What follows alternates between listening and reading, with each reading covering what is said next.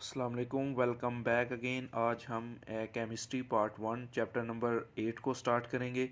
अब chapter number 8 का जो लेक्चर नंबर 1 होगा, इसके अंदर हम शॉर्ट क्वेश्चंस को ही डिस्कस करेंगे। अब अगर बोर्ड के पॉइंट ऑफ व्यू से देखा जाए, इस चैप्टर में से लॉन्ग क्वेश्चन आता है, ज़्यादातर न्यूमेरिकल आता है। हम न्यूमेरिकल्स को भी डिस्कस करेंगे, लेकिन पूरे चैप्टर को फॉर द एंट्री टेस्ट हम डिटेल के साथ देखेंगे। आपको बताया जाएगा कि इसके अंदर कौन से इंपॉर्टेंट शॉर्ट क्वेश्चन है, कौन से एंट्री टेस्ट के एमसीक्यूज़ हैं। तो ज़रा इनको गौर से समझने की कोशिश कीजिएगा। अच्छा, केमिकल इक्विलिब्रियम बेटा, हम इसी लेक्चर में सीखेंगे कि केमिकल इक्विलिब्रियम क्या होता है। ये केमिकल रिएक्शंस में एक स्टेज का नाम होता है। केमिकल रिएक्शन हम जानते हैं कि वो कहता है कि जब कोई रिएक्टेंट्स आपस में मिलते हैं तो एक नई चीज़ बनाते हैं जिसे हम प्रोडक्ट का नाम देते हैं। तो अब केमिकल रिएक्शन वो कहता है कि फॉरवर्ड भी हो सकते हैं, रिवर्स भी हो सकते हैं। अब इसका क्या मतलब है, ये सारी चीज़ें हम आज इस लेक्चर में देखते हैं।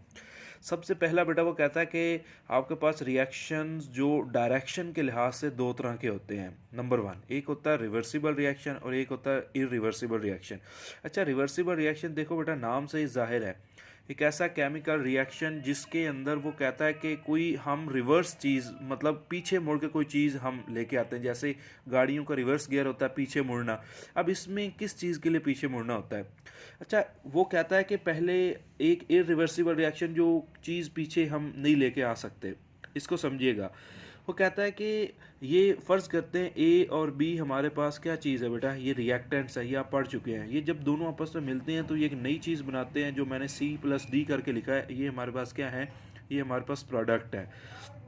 वो कहता है कि अब देखो, ये मैंने एक एरो के साथ इसको शो किया, इसका मतलब क्या है? इसका मतलब ये है कि वो कहता है ए और बी मिलके कोई नई चीज़ बना देते हैं, सी और डी। ये वापस सी और डी से ए और बी नहीं बन सकती, ये इरिवर्स है।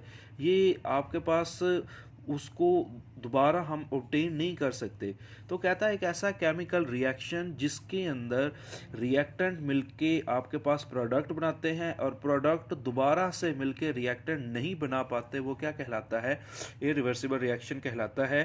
तो अब लेकिन रिवर्सिबल रिएक्शन में ज़रा देखिएगा, ए और बी आपस में मिलके हाफ एरो का मतलब सी और डी है, और नीचे वाले हाफ एरो का मतलब क्या होगा कि सी और डी फिर से मिलके क्या चीज़ बना देते हैं, ए और बी। तो रिवर्सिबल रिएक्शन की डेफिनेशन अगर हम देखें तो वो कहता है chemical reaction in which reactants are combined to form products and, देखो रिएक्टेंट बेटा ए और बी मिलके सी और डी बना रहे हैं, और वो कहता है प्रोडक्ट्स फिर से मिलके, मतलब सी और डी फिर से मिलके क्या चीज़ बना रहे हैं, रिएक्टेंट बना रहे हैं, जो कि हमारे पास क्या है, ए और बी। तो अब इरिवर्सिबल रिएक्शन की बेटा डेफिनेशन ये आपने रिवर्सिबल से यहाँ तक दे के लिख लेनी है। यहाँ एंड के बाद जो लफ्ज़ बट आना था आगे मैंने चेंज करके लिख दिया है। उसके बाद बेटा इसकी कुछ करैक्टरिस्टिक है। देखो, ये एग्जाम्पल जर्नल मैंने लिखी हैं, एग्जाम्पल से देख के हम लिख सकते हैं।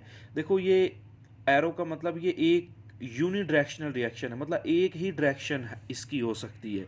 मतलब हम कह सकते हैं इरिवर्सिबल रिएक्शन हमेशा एक ही डायरेक्शन में मूव करते हैं। मतलब जब ए और बी मिलके सी डी बनाएंगे, सी और डी मिलके ए बी बना ही नहीं सकते, तो इनका एक ही रास्ता होगा या यूनिडायरेक्शन कहलाएंगे। लेकिन आपके सामने है बेटा, जो रिवर्सिबल रिएक्शन होता है बेटा, ये दोनों डायरेक्शन के अंदर मूव करते हैं। ये बाई डायरेक्शनल रिएक्शन कहलाता है, या it proceeds in the both direction. उसके बाद रिप्रेजेंटेशन देखी जाए इसको बेटा, हम टू अपोजिटली जो हाफ एरोड के साथ शो करते हैं, लेकिन इसके अंदर सिंगल एरो होता है जो कि एक फुल हेडेड होता है। उसके बाद अगर हम देखते हैं कि आपके पास जो ये रिएक्शंस होते हैं, ये कभी भी कंप्लीट नहीं होते।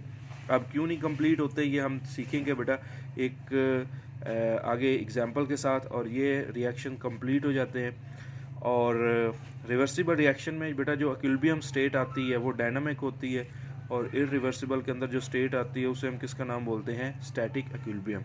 अब इन सारी चीज़ों को हम इंशाल्लाह नेक्स्ट लेक्चर के अंदर देखेंगे।